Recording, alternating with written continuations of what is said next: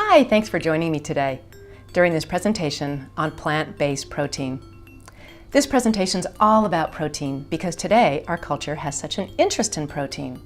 Where do you get your protein is the #1 question asked of every vegan. Every person who talks about being on a plant-based diet gets asked about protein. The short answer is easily, every day, just by eating whole food, plant-based nutrition, which includes fruit, veggies, legumes, grains, nuts, and seeds. It's actually easier than you might think. The plant-based protein part is super easy, as you'll learn today. In this presentation, we're going to talk about protein in general, sources of plant-based protein, how much we need, and of course the popular, trendy, high-profile, high-protein, low-carb diets we hear all about. We'll close, as we always do, with a summary and action steps. This session will take about half an hour, and I'll pop back in 2 times to reinforce important points and to check in. Remember, it's always helpful to review the questions for reflection and discussion before we begin to activate your brain for learning. Proteins are chains of amino acids found in most nutritional foods. This is quite a beautiful graphic, isn't it? Proteins are the main building blocks of the body. They're used to make muscles, tendons, organs, and skin. Proteins are used to make enzymes, hormones, neurotransmitters, and various tiny molecules that serve important functions. Without protein, life as we know it would be impossible. This question about protein is an automatic question driven in part by our strong, meat-oriented history and culture. Most of us come from meat-eating cultures. Eating meat is just a part of who we are. Eating a large piece of meat is often celebratory or a sign of wealth, such as a fancy steak or prime rib dinner today. Many of us grew up never thinking about whether we ate meat or not. We just did. Contrast that to countries such as India and many parts of Asia, who have strong vegetarian traditions based upon nonviolence and spiritual purity. In the United States, advertising campaigns abound to support and sell consumption of animals for us to eat. Slogans like, "Milk, it does a body good," "The incredible edible egg," and in cowboy talk, "Beef, it's what's for dinner." And of course, happy cows come from California. These are sophisticated promotions that aim to increase the bottom line profits of large corporations. The animal agriculture industry is very influential, with an extremely successful lobbying campaign of our elected officials. We'll talk more about the animal ag industry in both the animals and environment section. So let's just acknowledge that there is a tremendous amount of history and culture involved in what we eat. I could write a book about just that. Protein was discovered in 1839 and has always been considered important. Protein is broken down into amino acids and absorbed by the intestines. We need protein on a regular basis. Proteins are the building blocks of life. Every cell in the human body contains protein. The basic structure of protein is a chain of amino acids. We need protein in our diet to help our body repair cells and make new ones. Protein is also important for growth and development in children, teens, and pregnant women. In 1965, as a young researcher, Dr. Colin Campbell went to the Philippines. 15 to 20% of children ages 3 to 6 were suffering from third-degree malnutrition. His goal was to help them get enough protein because that's what everybody thought was best for the children. Now keep in mind that Dr. Campbell grew up on a Midwestern dairy farm. He was a farm boy who ate a very traditional meat and milk-oriented diet. What he learned there in the Philippines blew his mind. What he learned, researching the kids, was that the better-fed children, the richer children who ate a Western diet, showed signs of primary liver cancer, while the children of poverty, who ate much simpler food, did not. So more meat meant more cancer. Studies on this phenomenon, called the protein effect, went on for 27 years, funded by the National Institutes for Health. They found the more protein we eat, the higher chance for chemical carcinogenesis, which is the growth of cancer cells. Obviously, more is not better. Also back in the 1960s, Indian researchers found they could turn on and off and on, cancer growth by adding and withholding casein, a protein from cow's milk. Scientists could manipulate the growth of cancer in rats. They tried to manipulate this cancer growth in rats with wheat and soy, but couldn't replicate the results. The myth that we need a lot of protein continues today with the preponderance of high-protein diets. When people always ask, "What about protein? Where do you get your protein?" the short answer is easily, every day, eating only plant-based foods. Do you remember when we talked about the good life in the cancer session? Can you imagine Dr. Campbell's shock when the evidence was crystal clear that the more affluent children, the ones who ate more expensive Western food, had the primary liver cancer? I keep visualizing a light switch turning off and on, manipulating the cancer cell growth by absorption of animal-based protein. It sounds a little bit like science fiction, but it isn't. There's simply too much evidence. For years, we thought protein was king. It turns out it's important, yes, necessary for our health and well-being for lots of reasons. But we don't need that much of it. The next part of the presentation is specifically about how much protein we need and where do we find it. Plant-based protein is healthy. Doesn't this falafel burger look fantastic? Get the recipe from the Forks Over Knives website. The American Dietetic Association, the largest organization of food and nutrition professionals in the world, states that we can get all the protein we need from a varied diet of beans, lentils, grains, and vegetables. A healthy, well-planned, plant-based diet is nutritionally adequate for people at every stage of life, including pregnancy and childhood. Many people are mistaken when they think we need some huge, massive amounts of protein. Well, we don't need huge, massive amounts, and huge, massive amounts are really bad for us, as we've discussed in previous sessions. To review, our standard American diet, that's SAD, remember, is leading us down the path to chronic disease, including heart disease, cancer, diabetes, etc. We can get plenty of protein from a variety of easy-to-prepare, inexpensive plant-based foods. There is no evidence that we need animal protein. In fact, all the evidence goes against eating animal protein, which is coming up for a very brief review in a few slides. In 2012, the U.S. Department of Agriculture ruled that soy protein may replace meat protein in the National School Lunch Program. This is a huge undertaking and advancement in school lunches. It wouldn't have happened without evidence to support. It was a healthy alternative. The photo on the right is from a public school in Queens, New York, that has gone completely meat-free.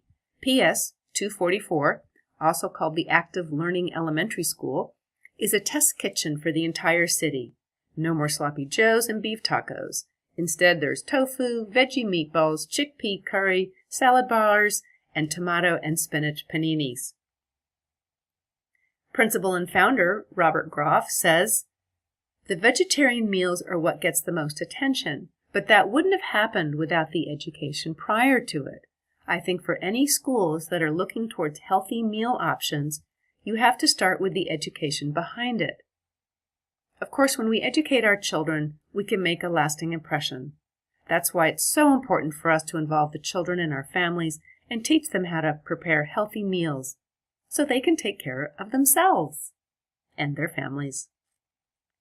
Have you heard of Meatless Mondays? Since 2009, Meatless Mondays, a public health campaign associated with the Johns Hopkins School of Public Health, expanded their program into the school sphere, with Baltimore City Public Schools becoming the first public school system to offer an all-vegetarian menu to start off each week. Remember that eggs and dairy are okay for vegetarians, but not vegans. Since then, another 53 school districts have joined the movement, including school districts in Los Angeles, San Diego, Philadelphia, Boston, and Detroit, and others are working with the program to implement more meat-free proteins into menus that still meet the requirements of the National School Lunch Program. Kids are learning we don't need to eat meat at every meal, and that's great. Ask about your school district and help spread the movement of meat-free meals throughout the community. Yes, there is protein in vegetables. Green vegetables are rich in protein, are low in calories, without cholesterol, and with only traces of fat. 100 calories of broccoli equals 12.6 ounces, and that's 11 grams of protein. 100 calories of romaine lettuce, that's 20 ounces, has 7 grams of protein. 100 calories of kale is 12 ounces with 6.8 grams of protein. Now 100 calories of steak is 1 ounce with 8 grams of protein. But who eats 1 ounce at a time? Most people eat 4 to 8 ounces at a time. 4 ounces would equal 400 calories and 32 grams of protein. 8 ounces would equal 800 calories and 64 grams of protein. Clearly, a lot. If you're eating whole plant-based foods, you're eating plenty of protein. So how much protein should we consume? Look at this dime. 10 cents equals 10% of $1. Use that to remind yourself that you really only need about a dime's worth of protein for each day's food. If we eat a number of different plant-based foods, you'll naturally eat enough protein. The U.S. government and the World Health Organization both recommend 5 to 11% of total calories should come from protein. The World Health Organization makes it clear that 97% of people need less protein than recommended. Highly esteemed nutritionists Davis and Molina give us another way to think about it. Think of 1 gram protein per kilogram of body weight. A kilogram of weight is equal to 2.2 pounds. So I weigh about 130 pounds. That equals to about 58 to 59 kilos. So I would need about 59 grams of protein per day. The World Health Organization also states that 8 to 10% of protein in your diet is easily provided by a vegan diet. Now, can you eat just 8 to 10% protein on an animal-based diet? No, it's impossible, because the meat would have to be all fat, because most meat contains about 50% protein. Is it possible to eat more than 10% of your diet in protein if you eat a vegan diet? Possibly, but Dr. Campbell says you need to supplement the protein with powders, and that's not necessary even for high levels of athletic performance. We're also not really sure what ingredients are in those protein supplements. But what about protein in athletic performance? You don't need more protein. Many athletes who adhere to the whole food, plant-based diet find improved recovery time, increased endurance, and coordination during and after competitive sports. There are a number of plant-based athletes, and you can easily Google them for inspiration and guidance. It's easy to get enough protein. Look at this great chart. You can see that 1 ounce of meat offers the same amount of protein as half a cup cooked quinoa, 2 ounces of tofu, 1 ounce of tempeh, 1 tablespoon peanut butter, 1/4 cup cooked black beans, 1/4 cup chickpeas, which are also called garbanzo beans, 1/4 cup cooked kidney beans, or half an ounce of almonds. As we just said, most people don't eat only 1 ounce of meat. Most eat 4 to 8 ounces or more at a time, and perhaps several times a day. The extra protein is completely wasted. It's useless. I like Michael Bluejay's analogy of a car. Why buy a car that can go 500 miles per hour when you'll never legally drive more than the speed limit of way less than 100 miles an hour? Stick to a very small amount of protein. It's all our body truly needs. Plant-based protein is healthy and complete. Food works in concert with each other. Nutrition is like a symphony. Nutrients in food offer varying nutrients based upon many factors: the seeds, how the food was produced, processed, transported, stored, and cooked. What is the purpose of specifying identities and concepts in foods when the nutrients all work with each other? Dr. Campbell repeatedly talks about holism and how we need to look at our nutrition and health in holistic terms. This awesome chart, which I borrowed from Michael Bluejay, clearly demonstrates that plant foods are a complete and sufficient source of all 8 amino acids that the body cannot make by ourselves. Amino acids are critical for maintaining the protein in our bodies. So you can see, plant protein is healthy. And, by the way, these numbers are from the USDA. Green veggies are all rich in protein and low in calories, have trace amounts of fat, and without any cholesterol, so you can eat a lot. Fill up on greens and maximize all the positive effects of antioxidants, complete nutrients, phytochemicals, and fiber. What do all these animals have in common? Right, they are big, strong plant eaters, what we call herbivores. They certainly get enough protein, don't they? Incidentally, this photo of a mother and her baby piglets are from an article in the New York Times about how the pig-producing industry doesn't want us, consumers, telling them whether animals should be caged in pens, tiny crates, or not at all. Pigs are pretty smart, emotional creatures, and now most live in cages because it keeps the producers' costs lower. Oh, but I digress. That's another topic completely. So what's the beef with meat?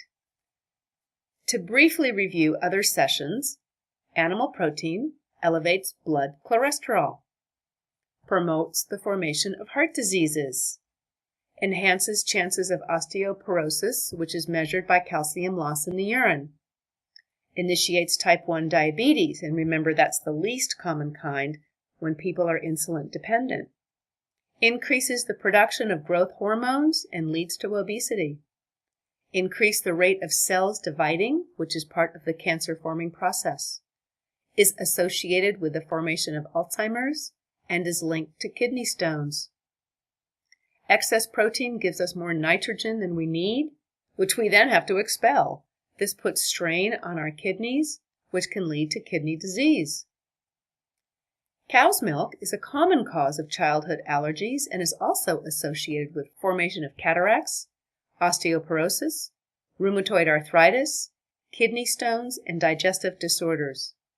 Oh, and by the way, you get plenty of easily digested calcium from plants, so we don't need dairy for that either. Simply put, meat and dairy eaters get too much protein and suffer high rates of preventable and reversible chronic disease. Optimal health is easy with plant-based protein. Look at this awesome chart from Mercy for Animals. See how each food sample has a corresponding amount of protein. It's easy to get plenty of protein every day when we eat a variety of foods. Think back to the herbivores pictured a few slides back. I always like to bring up these animals because some people have the mistaken idea that we need to eat animals to be big and strong. When we look at these large, long-lived animals, no one can dispute their strength or vitality. We've discussed the evidence indicating positive health effects of eating just plants. A healthy vegan diet is based upon a colorful array of different fruits, vegetables, legumes, grains, and nuts. Food works in symphony with each other. Every day, challenge yourself to eat more colors. Aim for a rainbow on your plate. Experiment and learn about new foods. Aim for about 10% of your nutrition to come from plant-based protein. Next, we're going to discuss the high protein proponents who hold an opinion that eating animals is the way to build big, strong muscles and reduce fat. Please keep in mind that a large amount of medical evidence doesn't support eating animals. People have opinions based upon their cultural background, personal preferences, and belief systems. Now, when I make a decision, I like to include independent evidence, not evidence bought and paid for by industry. As you see and hear these last slides about high protein and low carb diets, ask yourself who truly benefits from them. We close with a summary and action steps for you and your family so that you can integrate eating more plant-based protein in daily life. After the session, do go back to those questions for reflection and discussion. You may want to write in your notebook or simply talk. Either way, do think about them as you take the risk of feeling fabulous. Our last topic today involves trendy, high-protein diets. High-protein diets are still popular despite a lot of scientific information about how they're not healthy. Keep in mind that besides heart diseases, kidney disease, osteoporosis, complications with diabetes, and basic nutritional deficiencies, high-protein diet health risks also include ketosis. Now, our body makes ketones because it thinks we're either seriously starving or suffering from uncontrollable diabetes. These ketones form fatty acids, which can change the balance of acids in our system and can ultimately lead to kidney stones and osteoporosis. Number 2, colorectal cancer.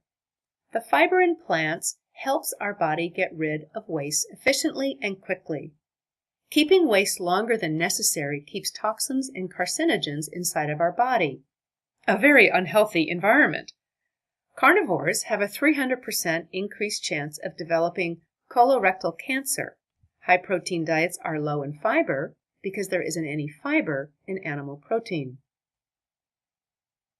These are popular diets because they promise quick results and justify eating all sorts of food that isn't good for us.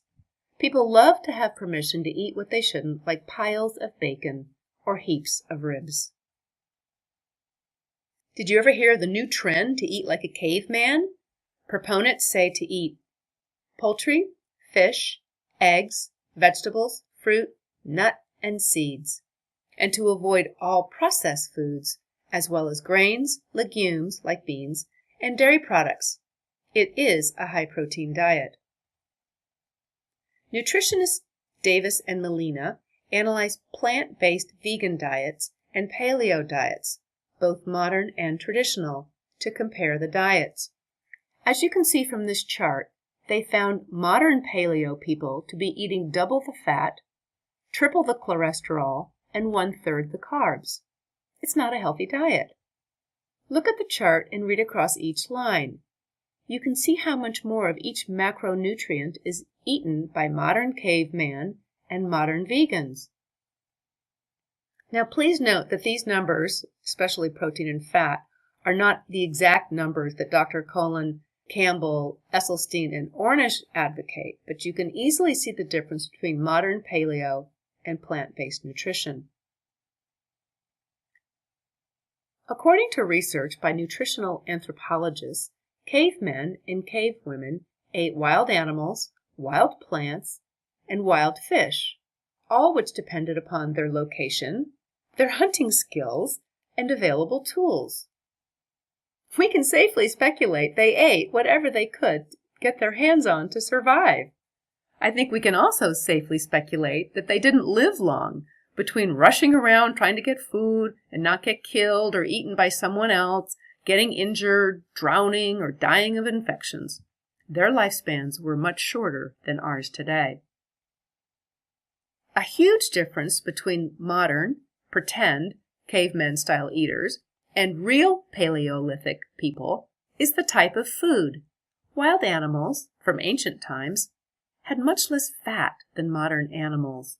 For example, 6 to 16% fat versus 40 to 60% of calories from fat. They also didn't eat any added growth hormones or antibiotics, which are added to animals' diets headed to the modern slaughterhouse. Animal organs and insects were also consumed in ancient times.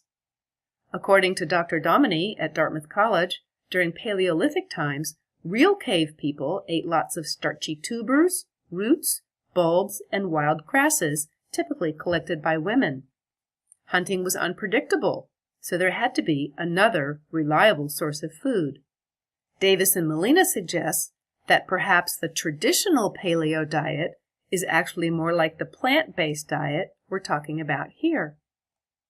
The only good news about the paleo trend is that people are giving up processed foods, dairy, oil, fast foods, and fried foods, so we're eating more fruits and veggies. Yet, this is still at the risk of their health, as well as the environmental and animal agriculture concerns inherent in today's meat-oriented diet. In popular low-carbohydrates diets, that's Atkins and Paleo, people eat about 15 to 20% carbohydrates and 80 to 85% protein, which is associated with chronic disease. With healthy vegan plant-based diets, people eat about 10% protein, 80% carbohydrates, which is associated with robust, healthy long life. You can see a photo of vegan bodybuilder Robert Cheek pictured here. Remember, too, that back in 1990, Dr. Ornish published all that amazing evidence-based information about reversing heart disease through lifestyle and diet. The American Heart Association and the American Cancer Society now both say that meat, cheese, chicken, bacon, and eggs do not promote health, but instead cause disease. Dr. Michael Greger, who also runs the nutritionfacts.org website, also runs the atkinsexposed.org website. Go see his explanation that less carbohydrates equals more heart disease, diabetes, and cancer, and thus a shorter life. Dr. Greger's own grandmother suffered from terrible heart disease and was sent home to die at age 65. She heard about plant-based diets and lived for another 31 years. Dr. Greger has made it his life's work and mission to help people like his own grandmother. He runs these several websites with the latest evidence-based information about the Atkins diet, as well as the fantastic nutritionfacts.org website. From the website for his book, Carbophobia, he writes, the American Dietetic Association, American Medical Association, National Academy of Sciences, the American Cancer Society, the American Heart Association, the Cleveland Clinic, Johns Hopkins University, American Kidney Fund, American College of Sports Medicine, and the National Institutes of Health all oppose the Atkins diet. In fact, there does not seem to be a single major governmental or nonprofit medical, nutrition, or science-based organization in the world that supports it. How then has the Atkins Corporation managed to mislead millions of people onto its diet? Dr. Greger draws together decades of research exposing the dangerous truth behind the low-carb lies. Carbophobia decisively debunks the purported science behind the low-carb claims, documents just how ineffective the Atkins diet is, how other low-carb plans have been ineffective in producing sustainable weight loss, and lists the known hazards inherent to the diet. This is not a case of academic he said, she said. This is a case of a multi-billion-dollar corporation with a financial stake in ignoring all the current evidence-based dietary recommendations, no matter what the human cost. So eat plants instead. Oh, and by the way, did you know that the original Dr. Atkins died at age 72, weighing 260 pounds? Some medical experts who knew him say he had a history of heart attack and congestive heart failure, but his family does dispute that. In summary and action steps, Number 1, protein is essential. Proteins are the main building blocks of the body. Without protein, life would be impossible. Research since the 1960s indicate ingesting animal protein is not health affirming. Through all the previous presentations, we have discussed the negative health implications of an animal-based diet. Number 3, plant-based protein is healthy and complete. International health agencies all agree a well-balanced, healthy vegan diet is optimal. We only need about 8 to 10% of our diet to be protein. The rest is plant-based carbohydrates and fats. To act upon this knowledge, we can learn more about preparing sources of plant-based protein. We can integrate sources of plant-based protein into our meal planning. And we can teach the young people in our families to learn about healthy plant-based nutrition so they can take care of themselves and their own families. Thank you so much for joining me today. Protein is such a big topic for people. It's really helpful to explore protein more in depth so we all know how little we truly need and which sources are best. So let's prepare to switch gears now and talk about health-promoting carbohydrates in our next presentation. Happy eating! Thanks again, and bye for now.